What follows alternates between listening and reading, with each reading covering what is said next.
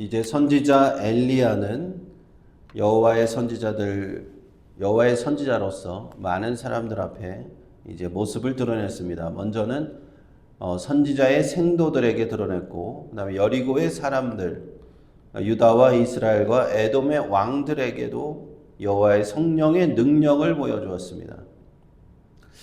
하나님께서 이제 엘리사를 통해서 하나님의 말씀을 전해주시고 하나님의 능력을 베푸신다는 것을 이제는 확실하게 보여줬습니다. 이제는요, 엘리사가 기적을 행하기 시작하는데 4장부터 4장, 5장, 6장, 3장에 걸쳐서 여러 가지 기적들을 이제 이스라엘 백성들에게 행하기 시작합니다.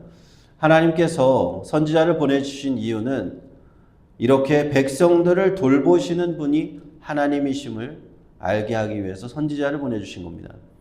하나님의 그 도구로서 사용되는 겁니다. 하나님의 사랑을 전달해주고 하나님의 말씀을 전달해주고 하나님의 돌보심을 전달해주기 위해서 선지자를 보내주셨다. 오늘 이제 1절 말씀에 보면 4장 1절에 선지자의 생도 한 명이 죽었다라는 겁니다. 그리고 그의 아내가 과부가 되어서 엘리사에게 부르짖으며 도움을 요청합니다. 당신의 종이 여호와를 경외한 줄을 당신이 아시는 바니이다. 아마 엘리사도 개인적으로 이 선지자의 생도를 알고 있었던 것 같아요. 선지자가 살아있을 때 생활이 궁핍하고 그래서 많은 빚을 지고 있었던 것으로 보입니다. 예나 지금이나 하나님의 일을 하는 하나님의 종들은 참 어려운 가운데 사는 경우들이 많아요.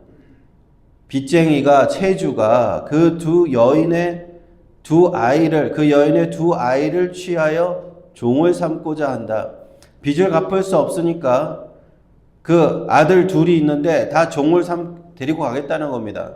당시에 노예 제도가 있었기 때문에 그런 일들이 종종 일어났습니다. 빚을 갚을 수 없느냐? 너희 두 아이를 내가 데리고 가서 노예로 삼겠다.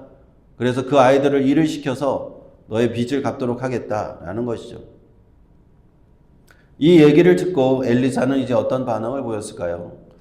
왕들에게 인정받은 능력 있는 선지자가 되었죠.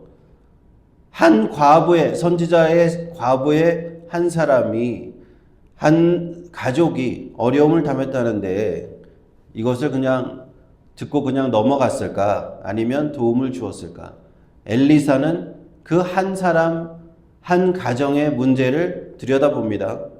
하나님께서 엘리사를 보내셨을 때 그 한 가정의 문제, 한 가족의 문제, 그냥 과부의 문제, 이것을 한 사람의 문제로 치부하지 않으시고 하나님의 자녀들의 어려움이라 생각하시고 하나님의 사랑을 베푸시는 그런 우리는 장면을 보는 겁니다.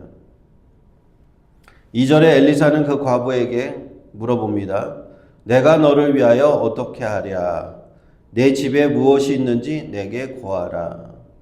어떻게든 엘리사는 도와주려고 물어보죠. 그때 과부가 대답합니다. 집에 한 병 기름 외에는 아무것도 없나이다. 얼마나 가난했던지, 얼마나 아무것도 없는지 빵을 만들어 먹을 밀가루도 한 줌 없었습니다. 집에는 남은 기름 한 병밖에 없어요. 당장 먹고 살 그런 너무나 힘든 형편인 거예요. 그래서 우리가 고대 시대에 과부들의 삶이 얼마나 힘들었다는 것을 이 말씀을 통해서도 하나 또 힌트를 얻을 수가 있죠.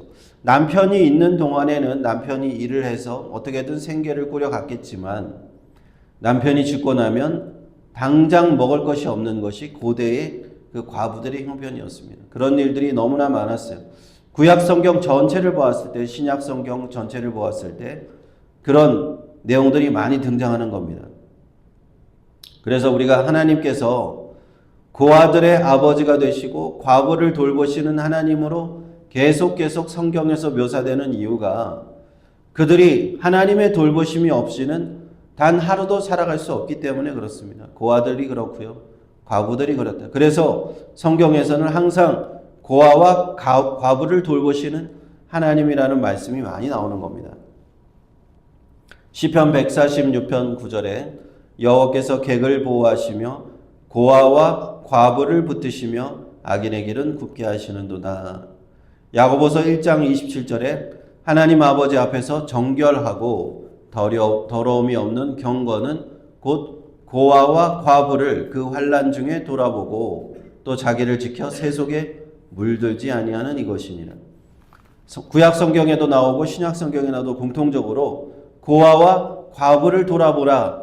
하나님께서는 항상 고아와 과부를 돌보신다라는 겁니다. 그들의 어려운 형편, 억울한 형편을 늘 하나님께서 돌보아 주신다 하는 것이 성경의 내용인 겁니다. 그 얘기를 듣고 엘리사는 이렇게 얘기합니다. 밖에 나가서 모든 이웃에게 그릇을 빌리라는 겁니다.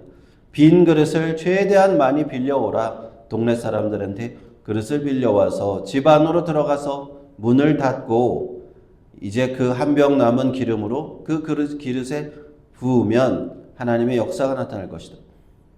엘리사가 명한 대로 이웃에게 빌린 모든 기름에 이제 문을 닫고 아무도 보지 못하는데 그 기름을 붓는 일이 일어납니다. 그런데 하나님의 기적이 일어나서 그가 빌려온 기름의 모든 그릇에 기름이 가득 차는 역사가 있는, 언제까지? 그 그릇이 다 떨어질 때까지. 빌려온 그릇에는 다 기름이 가득 차였습니다. 기름이 늘어나는 기적을 보여주신 거예요. 하나님께서 그 과부 여인을 위해서 기적적으로 역사해 주셨습니다. 과거에 자기 스승 엘리야도 비슷한 기적을 행한 적이 있었죠. 사르밧 과부에게 비슷한 기적이 있었습니다. 가뭄과 기근으로 죽게 생긴 그 사르밧 과부와 아들을 위해서 기름이 떨어지지 아니하고 곡식통에 곡식가루가 닿지 않는 그런 기적을 행했어요. 예수님께서도 좀 비슷한 기적을 행하신 적이 있습니다. 오병이어의 기적입니다. 보리떡 5개와 물고기 2마리를 가지고 5,000명을 먹이신 기적을 보여주셨습니다.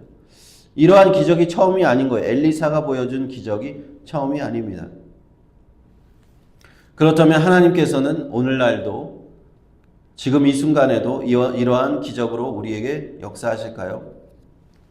이건 그냥 성경에 있는 내용일 뿐일까요? 지금은 하나님이 이렇게 역사하지 않으실까요? 아닙니다. 하나님의 역사는, 기적적인 역사는 지금도 일어나고 있어요. 다만 그 똑같은 형태가 아닐 뿐입니다. 기름이 늘어난다든지 곡식가루가 계속 생긴다든지 오병이어의 빵이 계속 늘어나는 것은 아니지만 하나님께서 우리를 돌보시는 그 돌보심은 변함이 없습니다. 하나님께 매달리는 고아와 과부와 같은 그러한 형편을 가진 사람이 날마다 하나님 앞에 하나님께 일용할 양식을 구할 때 하나님은 우리에게 기적적으로 날마다 채우시는 역사를 일으켜 주시는 줄로 믿습니다. 7절에 보니까 그 기적을 체험한 선지자의 과부는 엘리사에게 얘기합니다.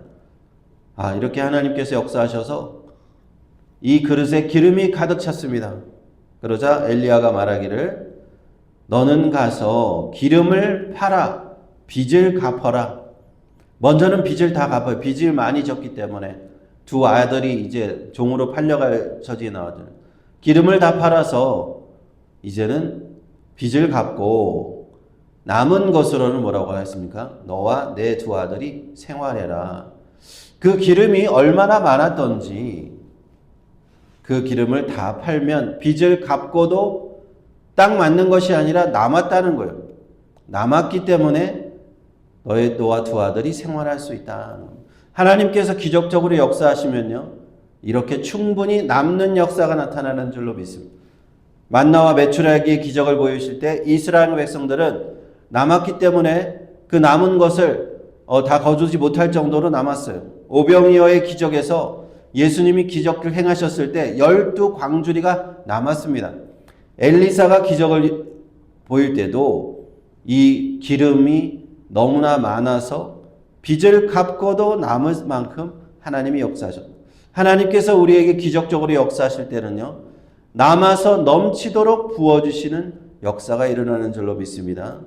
하나님의 기적은 역사 이런 거예요. 그냥 딱 맞게 적당히 주시는 것이 아니라 넉넉하게 하나님께서는 우리에게 충분하게 필요를 채워주신다 이것입니다. 엘리사의 이 기적을 통해서 우리는 선지자의 삶을, 그 과부의 삶을 한번 들여다볼 수 있었습니다. 지금도 많은 하나님의 종들이, 목회자들이, 선교사들이 이런 어려운 형편 가운데 하나님의 일을 감당하고 있습니다. 제가 들은 신학교 들어갔을 때 신학교 교수님이 그런 얘기를 하더라고요. 자기가 처음에 결혼할 당시에 너무나 많은 빚이 있었다. 자기 아내도 너무나 많이 빚이 있었다. 라는 얘기는, 아니 왜 그렇게 빚이 많았습니까? 물어보니까 맨날 하나님의 일하고 사역을 하다 보니까 수입은 많이 없고 당장 먹고 살아야 되고 그래서 그렇게 빚이 많았다라는 그런 얘기들을 하는 사람들이, 그 목회자들도 굉장히 많고 선교사들도 굉장히 많아요. 당장 내일 먹을 것이 없어요. 그들은 하나님을 의지하지 않고는 살아갈 수 없습니다. 하루하루 하나님을 의지하지 않고는 살아갈 수 없는 것이 하나님의 종들의 삶인 것을 우리는 성경을 통해서 다시 한번 보게 돼요. 그러나 하나님께서는 그들이 부르짖을 때 고아들의 아버지시고 과부를 돌보시는 하나님께서 그 필요를 구할 때 다 채우신다는 것을 우리는 또한 봅니다. 하나님께서는 들의 백합화를 입히시고 공중에 나는 새를 입히시는 분입니다. 우리를 돌보시고 하나님의 종들을 친히 먹이시고 입히시는 그러한 모습을 오늘 열왕기 4장에서 보게 된 것입니다. 우리가 믿음으로 구하기만 하면 하나님은 채우시고요. 채우시되 넉넉히 채우십니다. 후히 주시고 흔들어 넘치도록 채우시는 분이 우리 하나님이신 줄 믿습니다. 이러한 하나님의 역사를 체험하는 우리 모두가 되시기를 주님의 이름으로 축원합니다.